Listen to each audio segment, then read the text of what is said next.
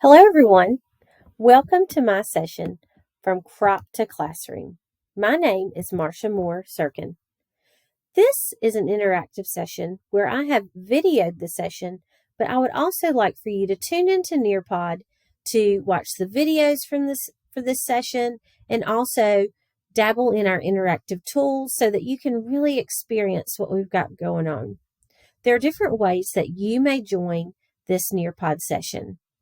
One way is to go to join.nearpod.com and put in the code S7W9L. If you have the app, you also may just go into the Nearpod app and put that code in as well. Another way to connect with this interactive portion of the Nearpod session is to scan the QR code and it'll put you right in there. Go ahead and pause this video and join in another tab this Nearpod session.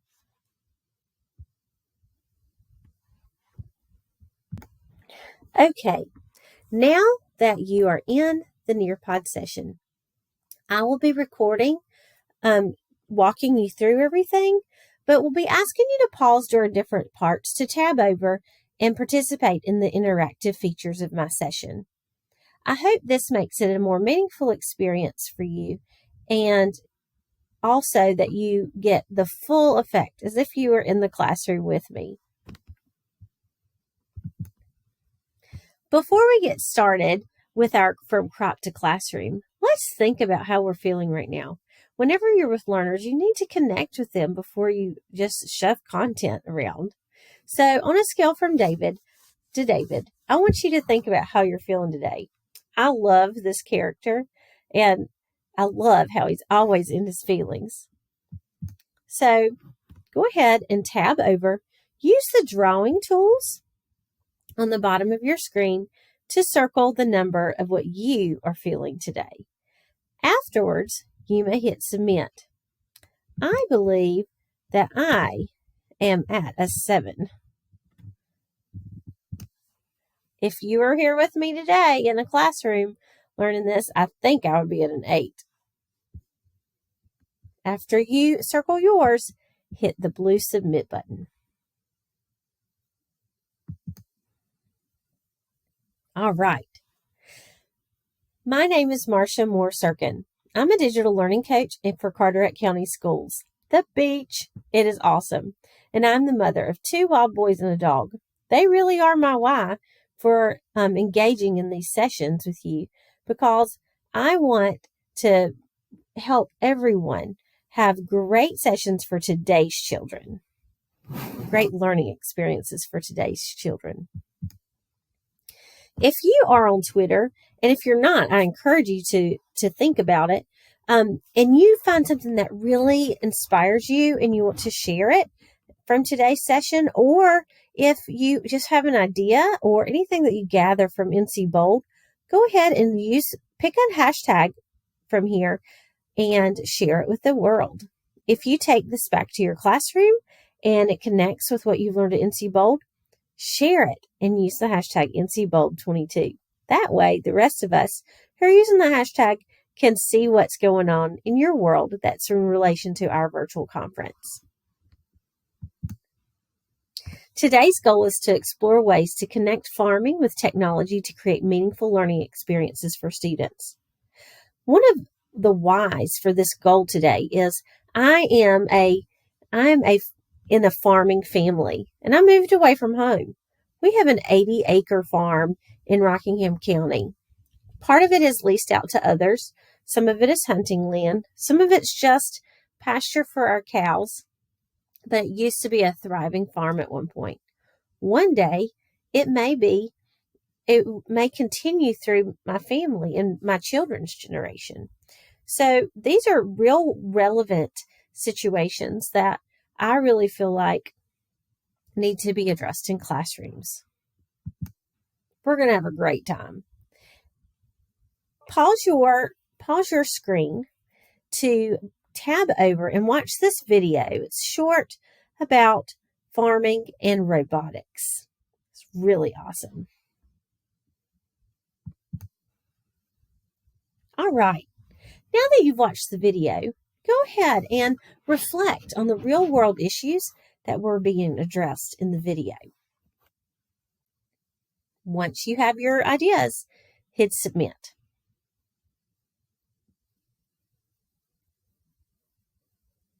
Okay. Here are the real world issues that I focused on when I was watching the video.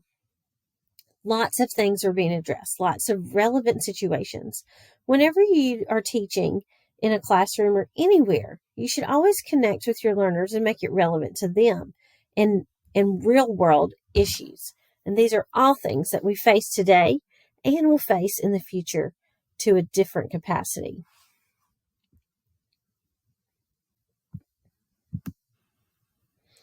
So, we're going to look at some things that I've done in the classroom.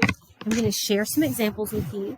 And I'm also, believe it or not, even in this virtual experience, going to give you some opportunities to try out some things that we've done. I tweeted about this in April, but these fifth graders are designing robot mazes for others to code. Mazes have really become a huge hit in the farming industry as a way for families to raise money in their farms, because not always do they have the opportunity to make a huge payout from their crop yield.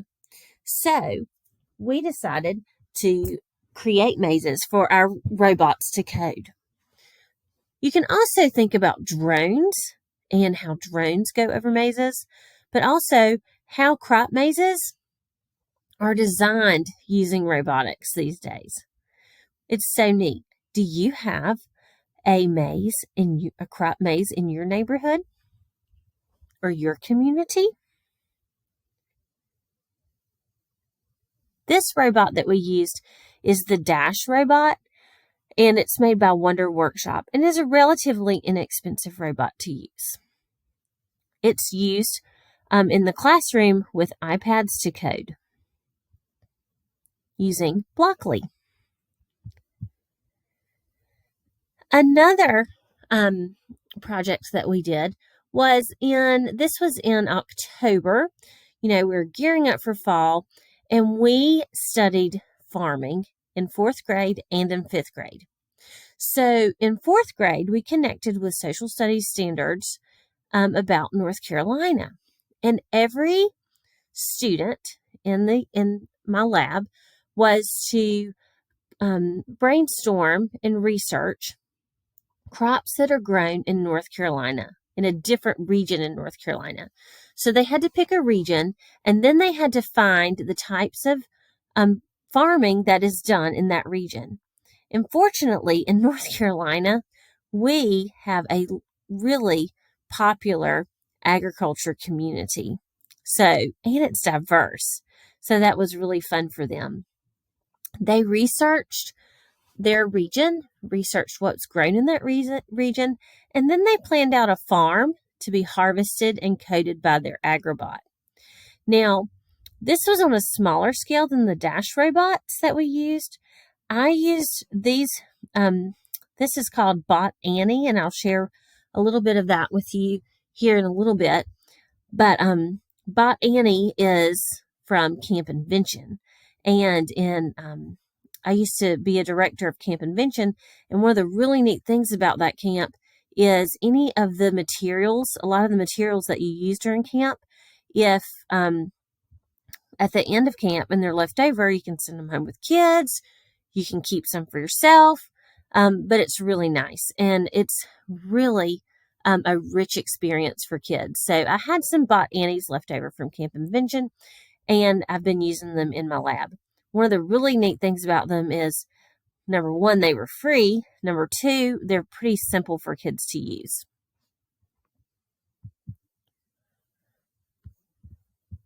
Oh no. I'm going to go ahead and go over here. The next opportunity that you are going to have on your journey is this Dash robot design grid. Now, if your link doesn't work, I'm going to show you how I created this so that you may do the same. I found a cartoon version of Dash in Google Images, and then I inserted a grid. So here's my grid. I stretched it out, and then on the grid, I kept a blank one, and then students can go in, make another slide, and they can put crops in their grid. So right here, I'm going to insert an image. We're going to insert, let's say that was soybeans. That's what is grown on my farm. But let's say we have corn, we have soybeans. What else would be great to grow on our farm? What is something that is in North Carolina? I have an idea. How about a Christmas tree? Let's say a pine tree. And we'll get a more authentic look to our tree. Let's see. I think I'm going to do. And that is a great discussion that you can have with students. What type of image do you want? Do you want something to be real? Do you want it to be a cartoon, clip art? Let's see. Okay. I'm going to put this. I like this because this is what a real Christmas tree farm looks like. So we're going to size this over. One of the neat reasons to use this is because it gives children an opportunity to be creative. It gives them an opportunity to, use safe search skills. It gives them an opportunity to collaborate with others digitally. Lots of things that, are used in the workforce, and they really like it too. So what I have done is I have layered a bunch of these dashes on here. And what the students can do is kind of virtually code Dash to go to different parts of the farm. So let's see, send backwards.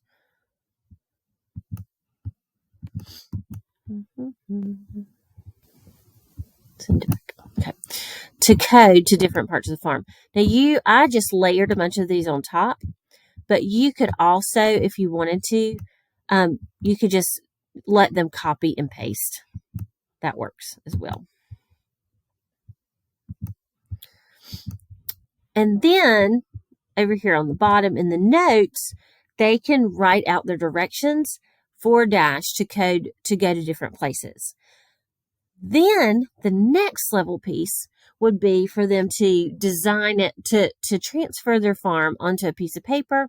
And then they already have their code written out for exactly how they would like Dash to go throughout the farm.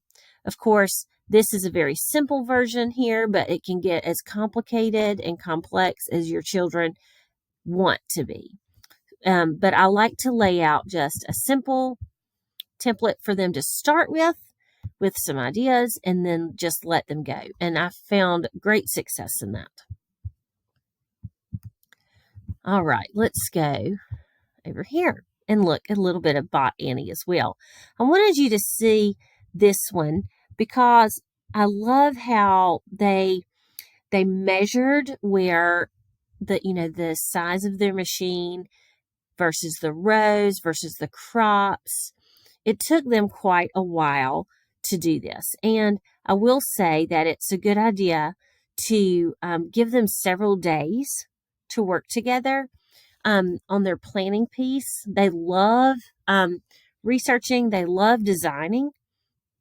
And this was just a really great experience. And one of the funny things is I had a student ask their parent to call me because they wanted to know where they could get a Bot Annie. And I was like, Camp Invention, go to Camp Invention. Unfortunately, since COVID, actually for our county, since Hurricane Florence, we have not been able to have Camp Invention in our schools. But it's such a good experience. All right. I wanted to share, I found this online. This is the website that has some Bot Annie. It has some great Bot Annie ideas. You don't have to have a Bot Annie, but it just gives you like a really cool framework for how you can integrate robotics into, farming. It's got some great, like quick instructions that are laid out and simple that are really great. You may pause your video and go into this portion of the Nearpod and explore how these guys did it. And they did a wonderful job. All right. The next one is the Bee-Bot. I love, love, love the Bee-Bot. The Bee-Bot is a very inexpensive, simple to use robot. This robot is very user friendly for younger children, but my fifth graders like it as well. So don't let the cartoony look fool you. It's really enjoyable. I also have this grid map, which is, it's very similar. And it's also what spurred my idea for the dash map that we made in Google Slides. But this is a vinyl map, and each square is the same width and height as the bee. So the bee fits in each square. So just to kind of give you an idea of the size, and it's about the size of your hand, okay, of an average hand. And what we do with this, with my younger children and my older children, I just, change the conversation piece for them. But we talk about different parts of our farm, how it could be modernized. We talk about what kind of tools you would need in different parts of the farm. Talk about the care that would be needed. All sorts of things. With younger children, we can talk about attributes that they recognize, just to, really practice those oral language vocabulary skills, which is a major indicator for success in life. Anytime you can get the children talking, it is a good thing.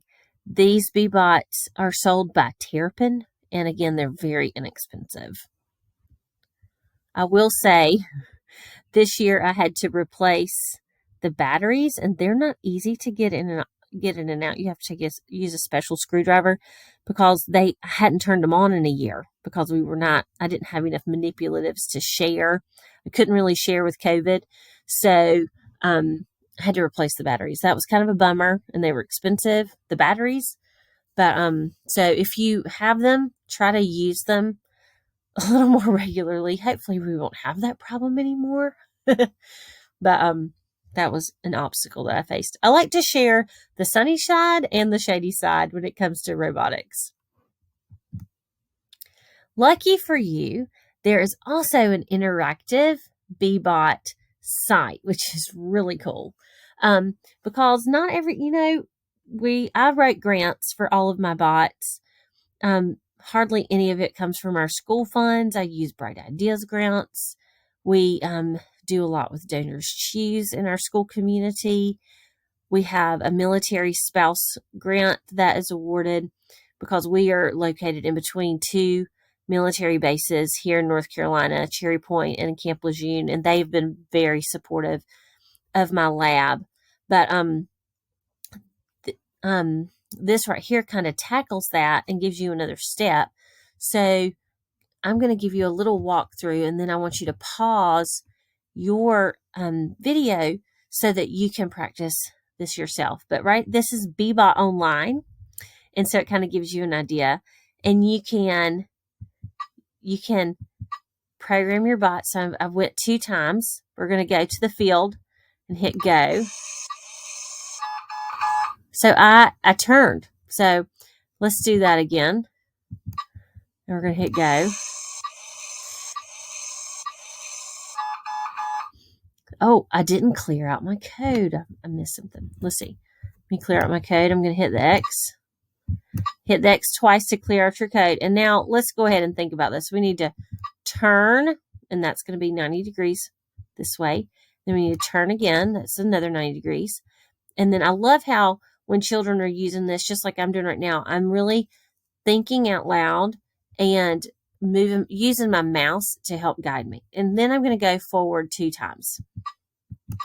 And then I'm going to hit go. So let's see. Now, this is a scientific process. It is trial and error. So that coding and robotics is a great way to give children lots of space to make mistakes and try again.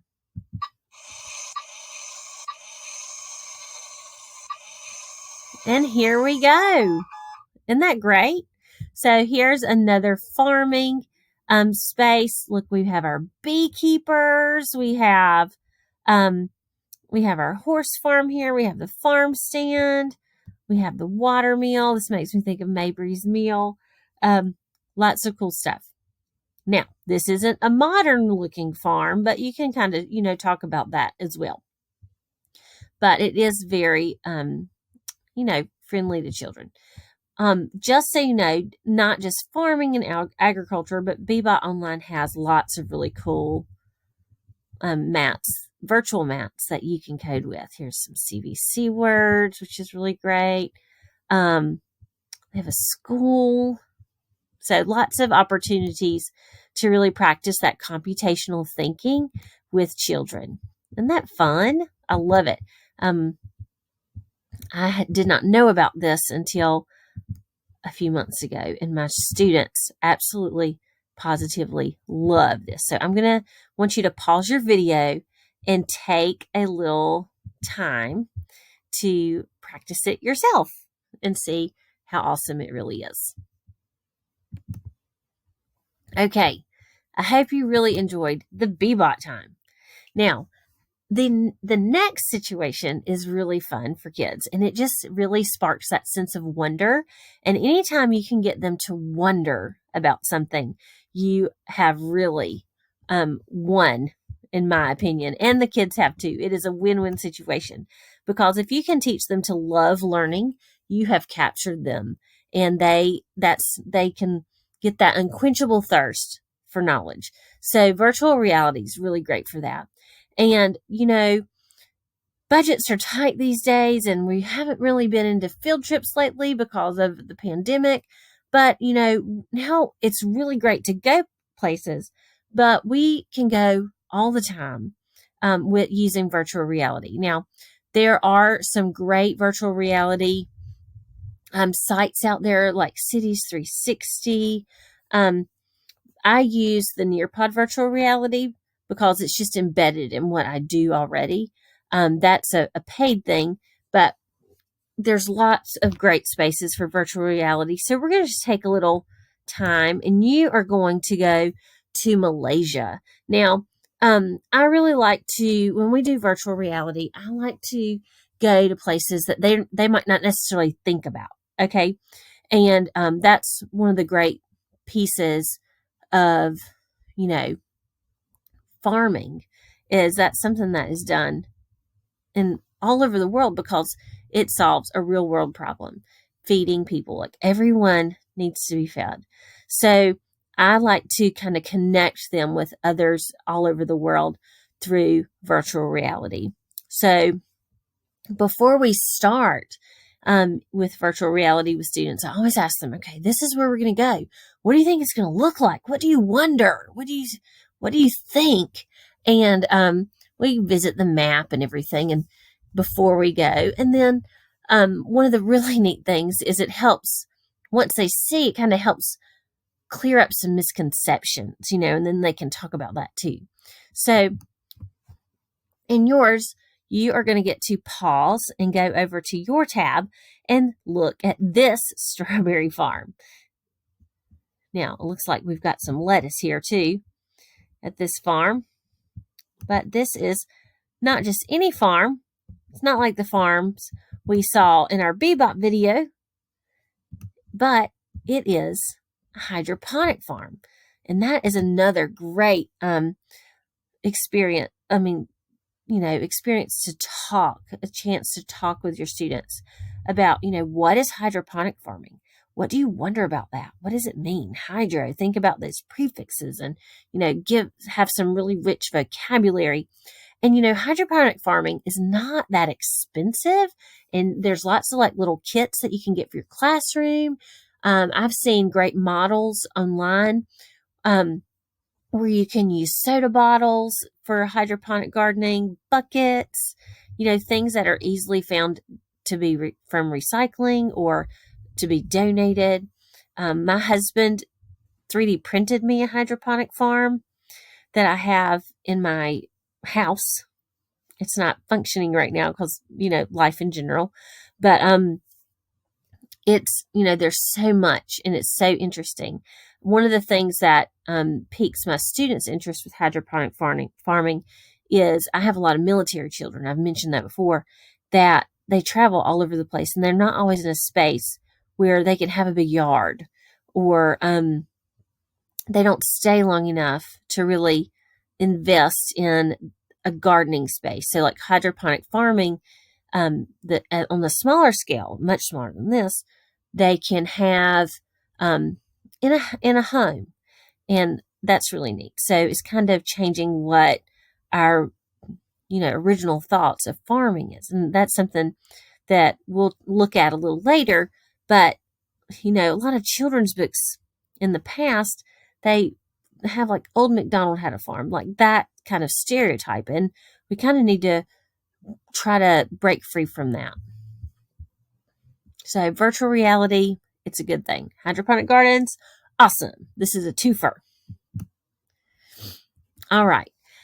Another way to explore agriculture and farming is through 3D printing. Now, this is a multifaceted concept to think about. In my classroom, we use Tinkercad, and we have 3 3D printers in our classroom. And we had what was called the Flower Power Challenge. And with the Flower Power Challenge, students went into Tinkercad, and these were 3rd, 4th, and 5th graders did this. And it's definitely usable in middle school and high school as well, Tinkercad, for this particular challenge. But I've used Tinkercad with as young as 1st graders.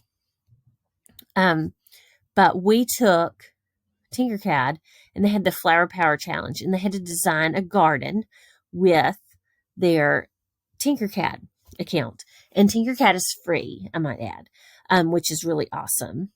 And it has a great support for teachers, so I can go in and print what is in students without having to go into their account. I have access to all of it from my interface, so that's really nice and user-friendly. But these students, they had to design a garden, and they had to do it. They could do it with a friend, or they could do it by themselves. I always give them choices. And they, at the end of class, we voted, because if you have any experience with 3D printing, it takes a very long time to print. And we have 3, and they could run all day and all night if I let them. So to kind of scale back on that, they still get the experience to build, but we vote at the end of class on their favorite one. And whoever wins the vote, we take the names off so no one can see. Whoever wins the vote, they get theirs printed. And you can apply that to, any 3D printing challenges that you pose with your students. But this is really fun for them, and knowing that they're going to have the opportunity to have something tangible that they've created with either by themselves or with a friend. They love that, and they just soak that up, and they really take it to the next level. This was one of our winners, and it was printed, and it was really great. They solved the problem of, having a base. It needed to be something that you could hold together. So that was really neat.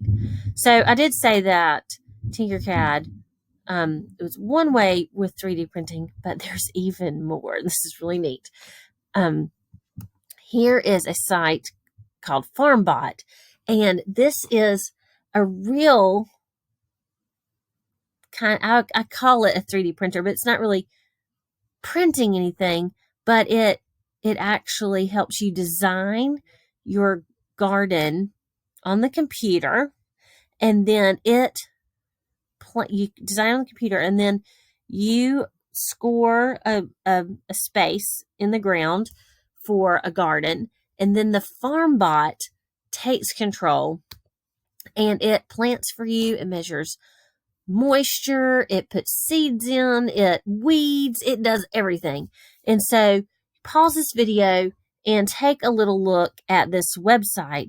Now, these are things that this is something that you would buy, but I think exposing children to see, the possibilities is really neat. And I really think that in the future, these are going to be affordable for you to put in classrooms, not in classrooms, but on school campuses. How neat would that be? I have not explored this, on my own yet, other than just looking at it and oohing and ahhing. We've had, with the hurricane and pandemic, my creativity and fundraising for, really large scale stuff like this I haven't been able to do that. So that's something that I plan to pursue in the future with Carteret County Public Schools, which is really neat. So take a look and see what you can see. All right. So earlier I did mention about books and how, we really need to try to find more books that connect agriculture with technology and just, showcase modern farming. So this next slide right here is a site for you, and it has links and everything of great farm books for kids. And it really looks at modern farming. And this is just like a really good jumping point for you guys. But I just want you to think about it through a different lens than in the past.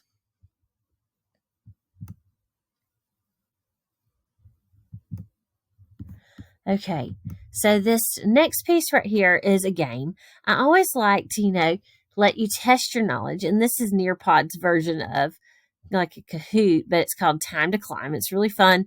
You can pick your setting of where you would like to climb. And then it's going to ask you some questions. So you get to pick, I like to pick the beach, but there's all kinds of neat spaces. And they keep adding to them. They even have themes when it's for different holidays, which is really cool. So play Time to Climb, and then join us back.